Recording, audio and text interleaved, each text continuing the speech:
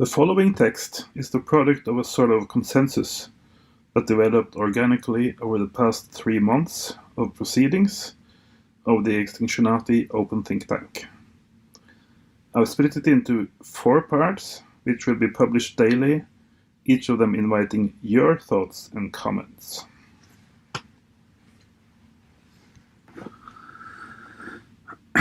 If we approach this from the base deep ecology stance of all life forms having intrinsic and in principle equal value, as with Arne Næss and his climbing pal Peter Wessel-Zapfe, where the ecological survival of the greatest amount of species is a paramount goal amid an era of crisis, one doesn't have to be the latest sentient Google AI in order to realize that a shutdown, brought on by the living Gaia herself, of industrial civilization would be the most likely and also most appropriate remedy. So what is basically being said here is that we, in this case, is no longer just a collection of rich landowning men, nor is it any longer just a larger group of all humans. No. Rather, the we is every living plant and animal and everything in between. The we that we have in mind is crucial to the solution for the we. Humans destroyed this. How can we fix it for the greatest amount of living beings? So Gaia, the sum of all living wants and spirits, is shutting down their industrial civilization for the benefits of the greatest number of species. This is the only way their industrial civilization can be shut down, because they themselves cannot see that there's any need to shut it down.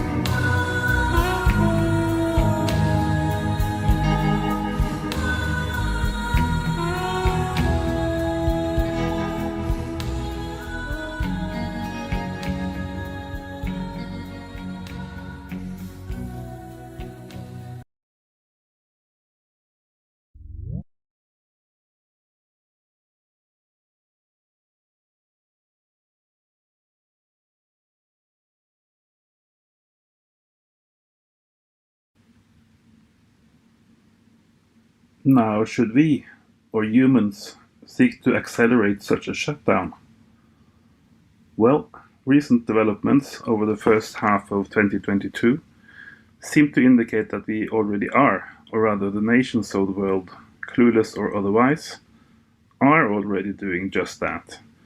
Not only are they doing it by armed conflict and suicidal economic sanctions, but also in their own stated long-term plans for a fourth industrial revolution, the so-called green one.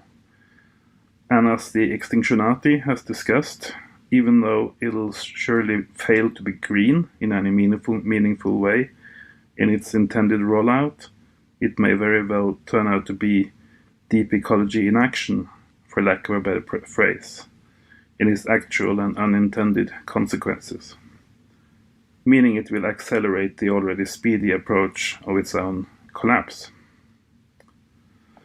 This part touches on the so-called acceleration debate, which is basically about pushing a desired development so that it runs faster.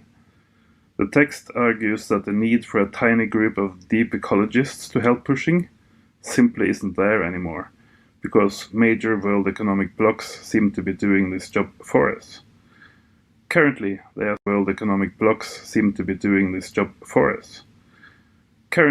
are switching from green energy to coal and oil, while in the coming years they will spend vast amounts of carbon-fueled resources trying to paint civilization in an utterly fake hint of green.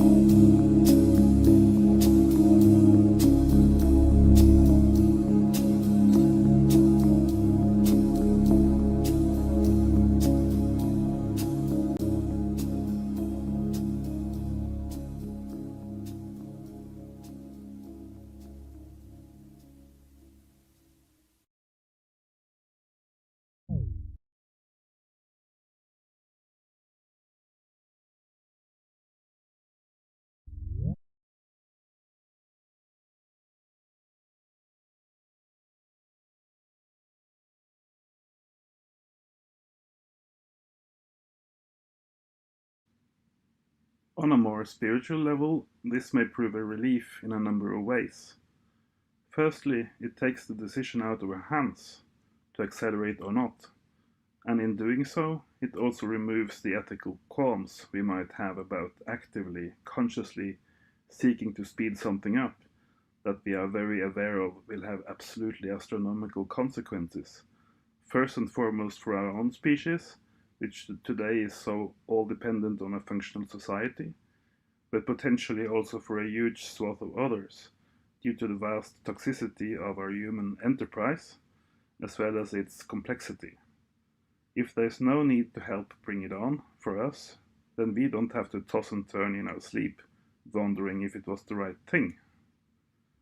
And even if we had taken such action, it would completely drown in the larger action taken in the same direction by major world players. Moving on to how we ourselves can cope with the ongoing collapse, mentally and spiritually, this text looks at the net benefits of having industrial civilization pushing itself faster into its own shutdown, without the help of ecologists or collapse-aware individuals. Shutdown will inevitably cause unthinkable suffering and horror for humans and non-humans alike. No one wants to be partly responsible for that, particularly if it's not even needed or meaningful in any way.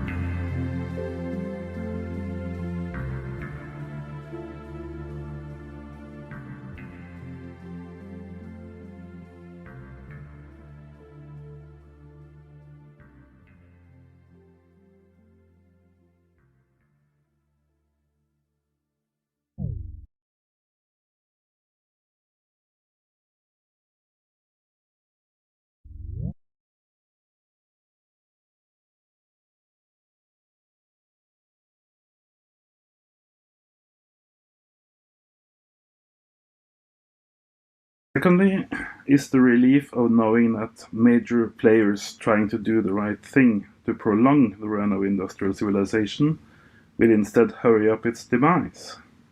And this happens exactly because of the enormous flaws in their stated plan.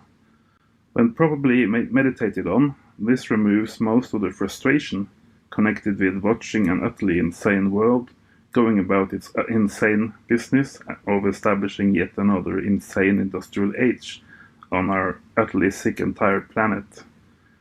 Knowing that their insanity plays right into the hands of Gaia is pure bliss. Now, what is said here is mainly that seeing big nations turn to coal and oil again is frustrating as fuck, just as seeing them demolish vast areas for windmills and other fake green tech is frustrating as fuck.